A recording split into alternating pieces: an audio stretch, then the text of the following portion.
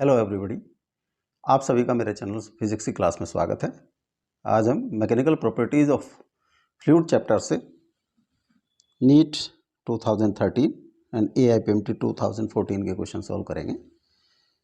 जो पहला क्वेश्चन है ये है NEET 2013। The wettability of a surface by a liquid depends primarily on viscosity, surface tension, density, angle of contact between the surface and the liquid. जो wettability है कि वो सरफेस को वेट करेगा या वेट नहीं करेगा, ये डिपेंड करता है angle of contact between the surface and liquids. जो एंगल ऑफ कॉन्टैक्ट किसे कहते हैं?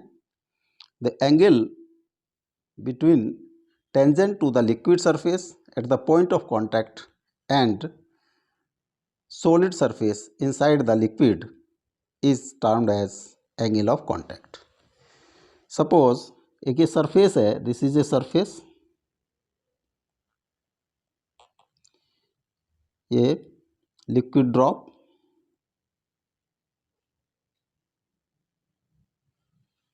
तो by definition angle of contact, अगर इनके कांटेक्ट पॉइंट पर लिक्विड ड्रॉप और सरफेस के कांटेक्ट पॉइंट पर हम एक टेंजेंट ड्रॉ करें to the liquid drop, this is tangent. तो जो एंगल टेंजेंट और सरफेस के बीच में बनेगा इन लिक्विड साइड में, नॉट आउटसाइड द लिक्विड, वो एंगल ऑफ कांटेक्ट कहलाता है। तो दिस इज टेंजेंट और ये सरफेस के बीच में लिक्विड साइड में जो एंगल है, this is angle of contact.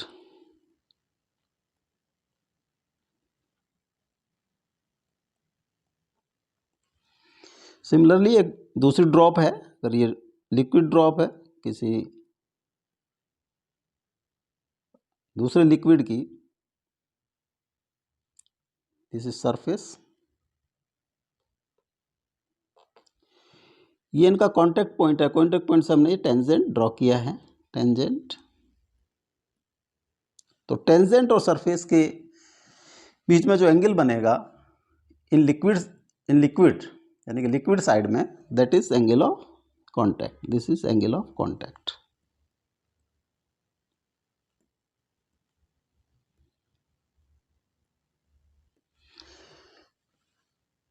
जो wettability of liquid depends on angle of contact. If angle of contact is less than 90 degree, it will wet the surface. If angle of contact is more than 90 degree, it will not wet. तो ये है, यहाँ angle theta की value है less than 90 degree, तो liquid will wet the surface.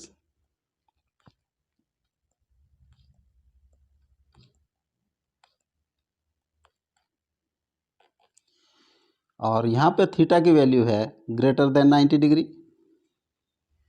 Liquid will not wet the surface.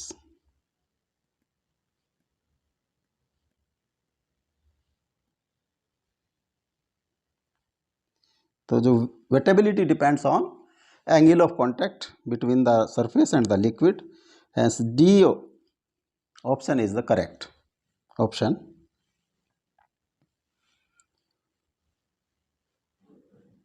Next question है 2014। A certain number of spherical drops of a liquid of radius r coalesce a single drop of radius r, capital R, and volume V. If T is the surface tension of the liquid, then energy 4VT 1 upon r minus 1 upon r is released.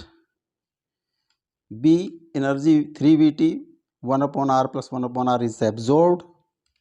और energy 3VT 1 upon r minus 1 upon r is released. Energy is neither released nor absorbed. अगर जो total surface area, final surface area is more than initial surface area, energy will be absorbed. If final surface area is less than initial surface area, then energy will be released. Or if final surface area is equal to initial surface area, then no energy, neither energy released nor absorbed. So let number of smaller drops is equal to n.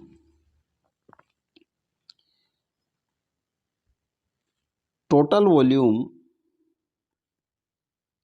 of smaller drops n into 4 by 3 pi r cube, and total volume of larger drop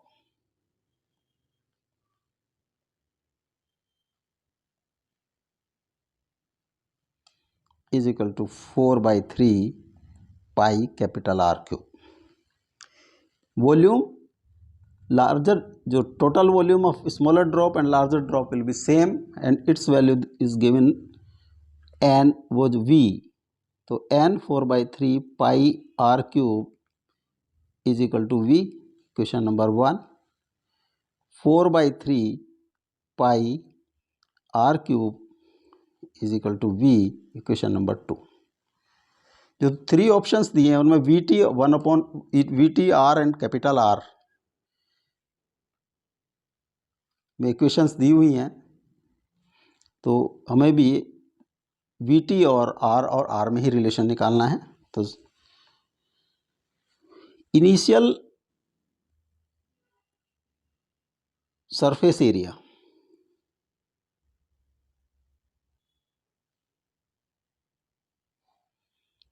इसको अगर हमने A1 से denote किया तो n into surface area of 1 surface area of smaller drop.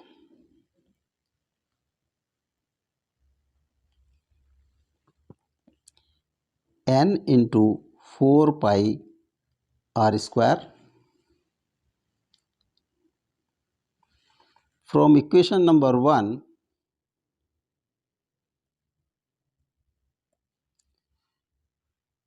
n into 4 by 3 pi r cube is equal to V. तो n is equal to 3V by 4 pi r cube. तो A1 is equal to 3V upon 4 pi r cube into 4 pi r square. तो 3V by r. Final surface area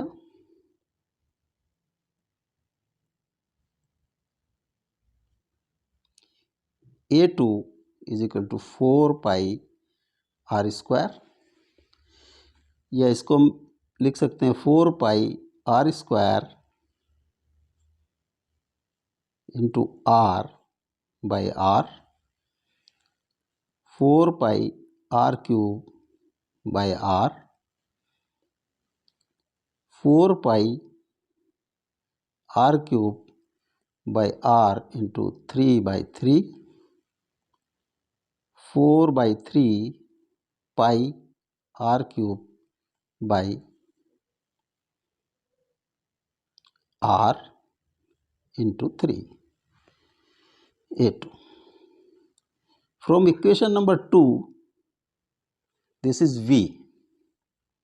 From equation number 2, 4 by 3 pi r cube is equal to V. Hence A2 is equal to 3V by R. और A1 हम calculate कर चुके हैं 3V by R. तो R, small r is less than R, hence A1 is greater than A2. It means total surface area is decreasing.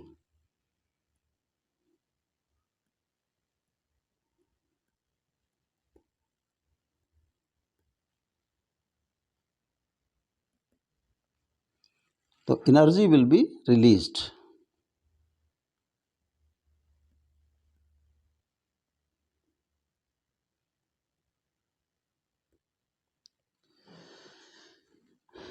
तो change in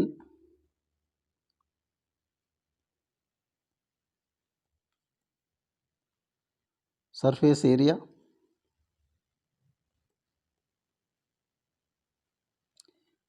delta A is equal to A1 minus A2। जो ज़्यादा है उसको हमने पहले रखा है 3V/R minus 3V/ capital R, या 3V 1/R माइनस 1/R। तो energy released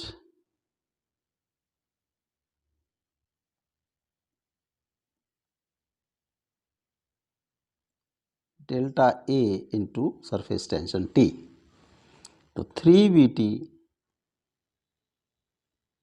1/R minus 1/R, इस क्वांटिटी की एनर्जी विल बी रिलीज्ड। तो option number C is correct.